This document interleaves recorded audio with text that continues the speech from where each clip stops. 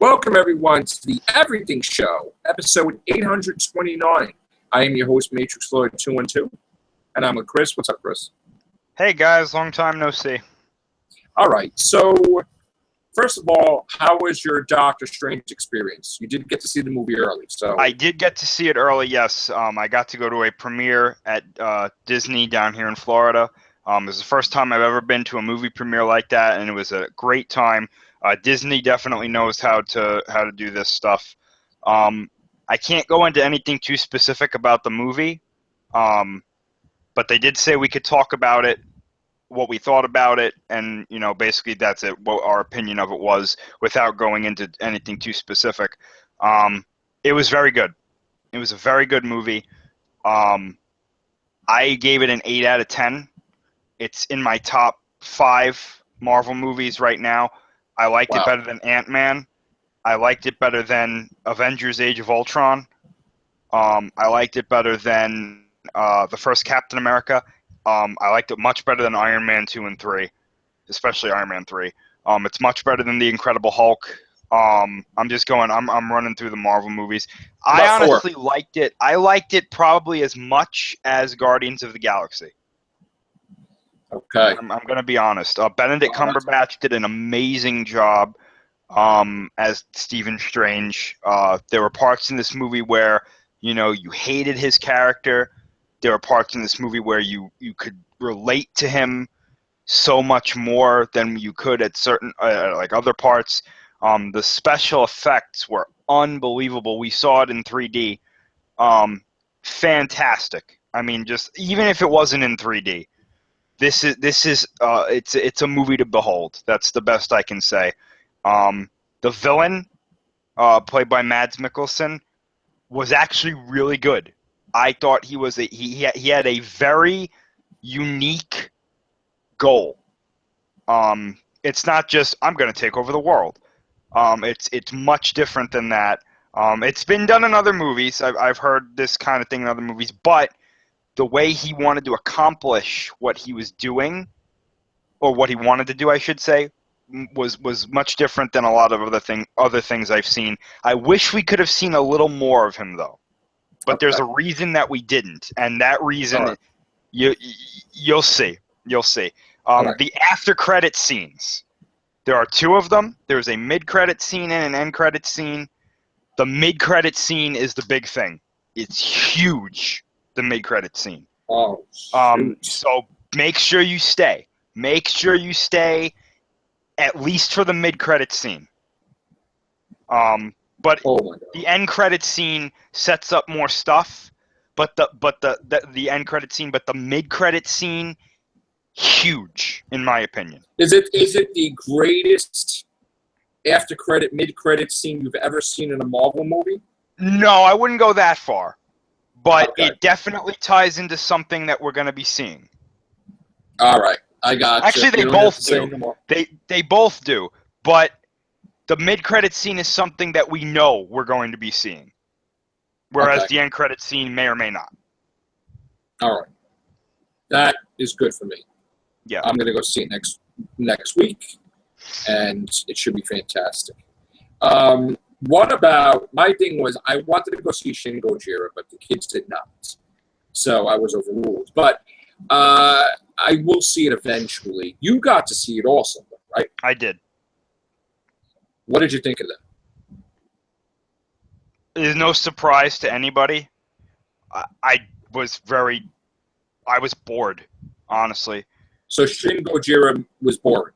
It was boring, honestly. Or Shin Godzilla, I guess they keep it changing. Yeah. It's not Godzilla Resurgence anymore. It's Shin Godzilla now. So it was boring.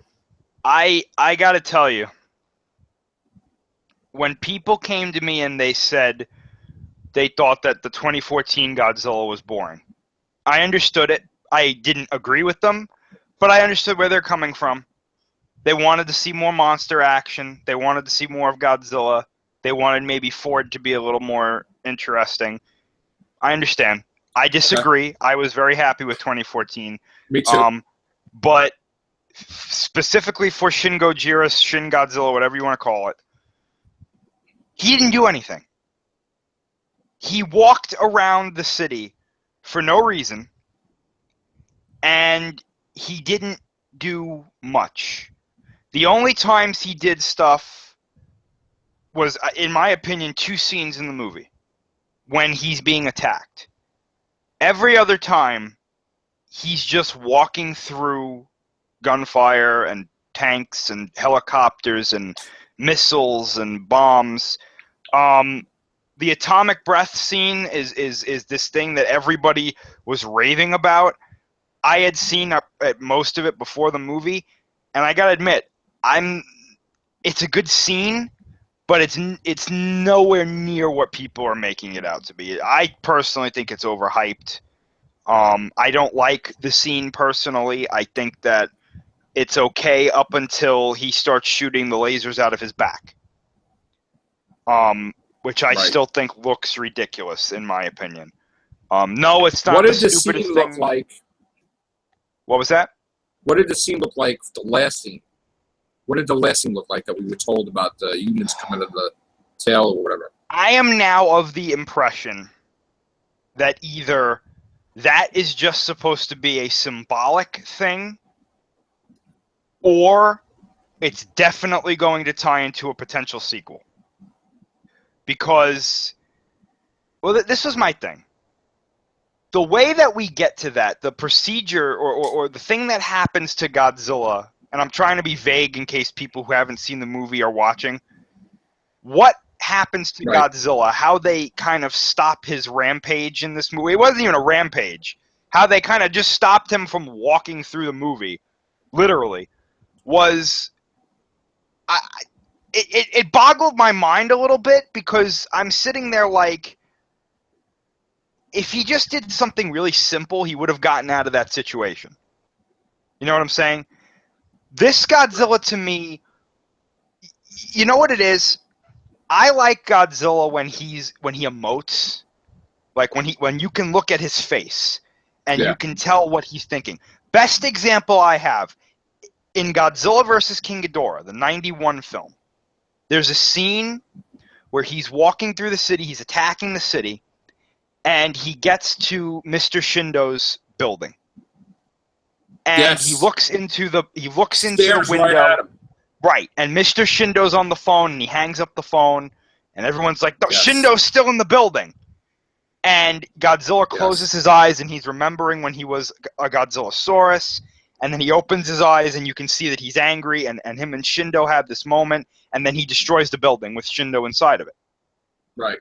That is one of my favorite Godzilla moments ever. I like that scene, too. Yeah. And a close second to that for me is in 2014, when Ford is running down the street, and it was right after Godzilla killed the male Muto and the building fell on him, where Godzilla is like, he's breathing heavy, and then he like looks at Ford, and Ford looks back at him, and then like Godzilla just kind of retracts himself into like the debris. Again, I love that scene, because you can look at both of those scenes that I just mentioned, and you can say, there's more to him. He's not just a big animal or a big weapon. There's more going on there. With this Godzilla, he's got this blank expression on the whole movie. And it's like... It's fake. It's like a stupid toy, and you move it around in the thing. I mean, it looks ridiculous. Right, I mean, and all he does in the movie is walk. He doesn't do anything unless he's attacked. I mean, the kids did see some of the stuff. You know, and they're like, Dad, why does anybody like this garbage? Why we can't go see this garbage? And let me tell you something. They're huge Godzilla fans. Since they were babies, I had shown them every Godzilla there is. And when they saw the forms, they were laughing. You can't be serious. This is coming from the guys that created Godzilla. Toho, I'm like, yes. It's the number, they're like this. They for the first time ever, they refused to go see a Godzilla movie ever. And I'm like, holy crap. I honestly, how many casts we do that we're like, this looks ridiculous. So I didn't mind it. I'm like, all right, we won't go see it. I'll see when it's on video or whatever.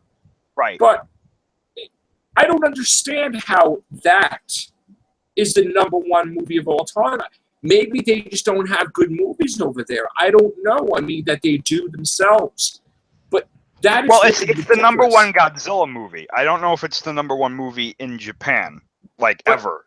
But how could that be the number one Godzilla movie if there's so many other ones that are probably way better? You want to know why?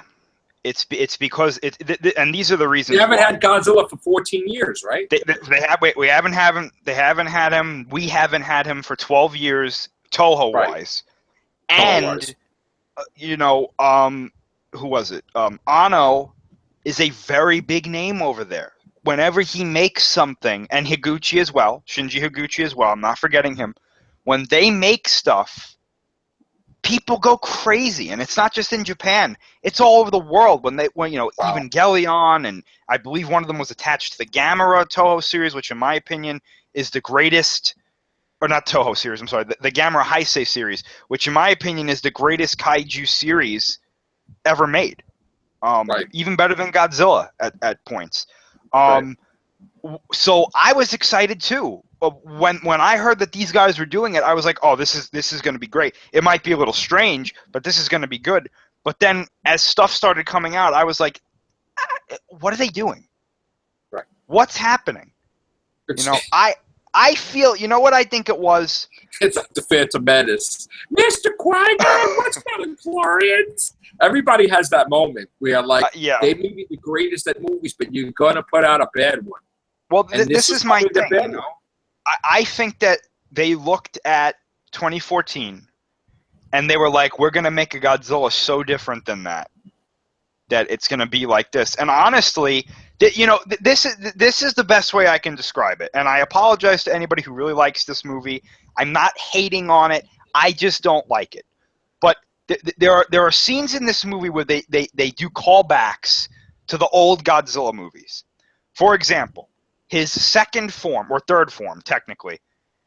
He shouldn't even have any forms, but okay, it's one form. But again, his second form, which is the form after the really goofy eel form, has the original Godzilla's roar. Okay. Right. Yeah. Then later on, when he comes back in the form that we all know him as, in his final form in the movie, they start playing the original Godzilla theme. Okay. Okay. So I'm watching this, and normally I should be like, "Oh my gosh, that's amazing!" But I literally was sitting there and I was like, "That doesn't work. It doesn't fit. I'm sorry. This stuff does not fit this character, this version of Godzilla. I'm sorry. Right. It just doesn't. It doesn't. The new music they had, I love the new music. That's one thing I can say. The new music, Persecution of the Masses, and Who Know Tragedy, or Those Who Know Tragedy, whatever it's called. I love those tracks. I think they're great. I like them on YouTube. They do, yes. I like them both better than the 2014 soundtrack. But when they started playing the original theme, I was just like, I wish Godzilla was here, or the Godzilla I like. I wish he was here, because I still consider this a Godzilla. I just don't consider this a good Godzilla, in my opinion. The jaw-splitting thing. There's a scene in this movie where I almost laughed when I saw it. It's toward the end of the movie where he splits his jaw and he's using his atomic beam. Because that's like Orca, right? When Orca did that thing. Orca did that, yeah. Biollante did that, not the same way, but similar. And the characters in this movie. Some of the characters in this movie, I'm just like, they're not doing anything. Right. They're like, I saw that they tried to do different camera views. Yeah. Like, with they're like over here, and they're like, huh? They're like, what are, it's like, really? Like, what are you trying to do? It's like. And the movie ends, like, it just, I don't want to say it just kind of stops, because it does have an ending, but spoilers. I'm gonna spoil the ending here, so anybody who hasn't seen it, stop watching. I'm gonna give you a couple seconds to stop. 5, 4, 3, 2, 1. If you're still here, you want to hear the ending, in my opinion. They just leave him in the middle of the city. Well, they freeze him with this stuff, and they're just like, I hope he doesn't wake up. But he's going to wake up. Oh, yeah, definitely. I mean, that's just, a momentary setback. Really. And there's a part in this movie too where it's after he does like his super laser beam attack, where he just solidifies, and he just stops moving, and they're like, oh, he's gonna be like that for like 2 weeks. So we'll be able to do something in 2 weeks, and then at the end of the movie, when they resolve it, they're like, one of the characters is like, "Hey, look, the radiation that comes off of his body, it's only got a half-life of 20 days, so we'll all be okay." And I was like, "What's going on?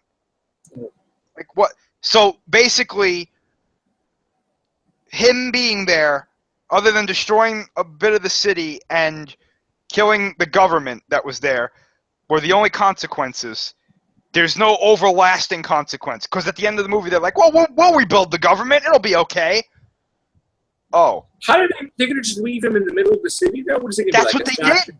He's going to be like a Statue of Liberty or something? They're going to drive around him and just... I don't know, maybe in the next one they're like, oh yeah, we moved him. But like, I don't remember them discussing a way to move him.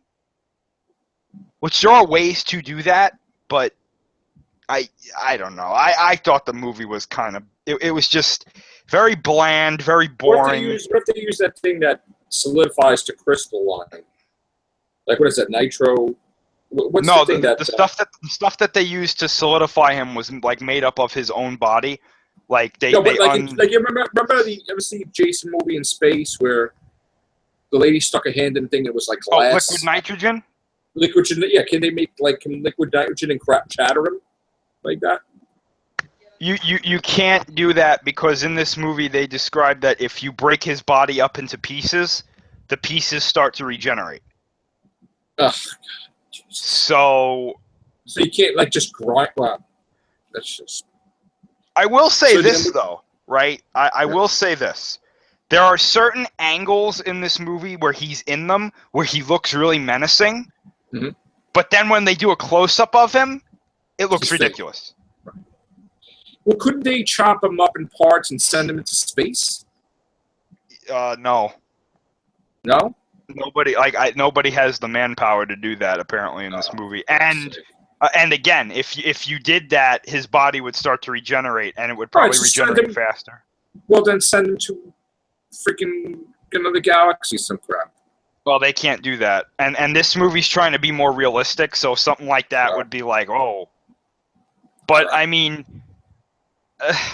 I don't know. I just wasn't a fan of it, you know. And to be honest, like, this isn't like the first Godzilla movie that I haven't liked. There have been a couple in the past that I haven't liked. Like, there's a bunch of them in the Showa series that I could say, you know, meh, I don't really like them. So this isn't like, you know, like, oh my gosh, a Godzilla movie I don't like. You know, but, you know, it's just not my... I don't like this version. It's just, you know... I'm not gonna go crazy and be like, Godzilla's ruined! You know, or anything like that. No, you know, it'll be fine. We're gonna get more Godzilla in the future, so... All right. One hiccup is not going to shatter my faith in Toho. So you think, honestly, the next one won't be anything like this? They won't be like forms and shit? Oh, I do think that the next movie is going to be Shin Gojira 2. But what I think is going to happen, I've said this before, I think what's going to happen is he's going to continue to evolve into a more traditional Godzilla. And then he's going to stop. Okay. Hopefully. But he has to be weaker than he is now.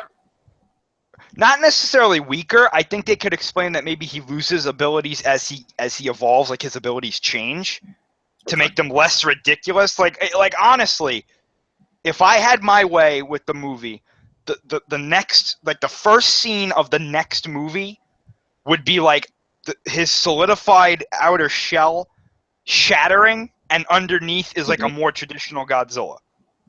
With the Shin Godzilla elements to it. Like, I keep some of the red and the really long tail and the size and you know, the purple atomic breath. I would get rid of some of the weirder things, like his tail beam and his back lasers. That's just unheard of. The laser beams coming everywhere. Yeah, I do. I mean, that doesn't make any sense. I don't, you know. No. You know, honestly, I could live with the back lasers. You got to see the tail laser scene, though. It is hilarious. He's like swinging his tail around with this laser coming out of it, and he's shooting it like the laser out of his mouth too. So he's like, "Ah!" and he's like swinging his tail around. It's like the tail, another creature. That's what they implied. Like it was like separate. So, some point in time, he's going to split from it.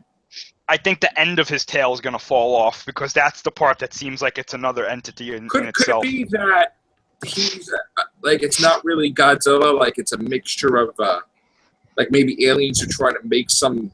Oh no, it's him. That's him. In this universe, that is him. That's how he is in this universe. Because specifically, this movie is the first time in that universe that any human civilization has ever encountered any form of kaiju. That's Godzilla. Shit. That's how it is in that movie. That sucks. So, all right. Honestly, if they make a sequel and he's a bit different, I would be open to seeing it. I really would. But I think what they need to do is have some better characters and a different Godzilla. Or a more developed, more traditional Godzilla. Okay. That's just me, though. Fair enough. Fair enough. All right. On that note, you got 2 reviews, Doctor Strange and Shin Godzilla. Maybe we'll be back with another podcast. Take care. Bye for now.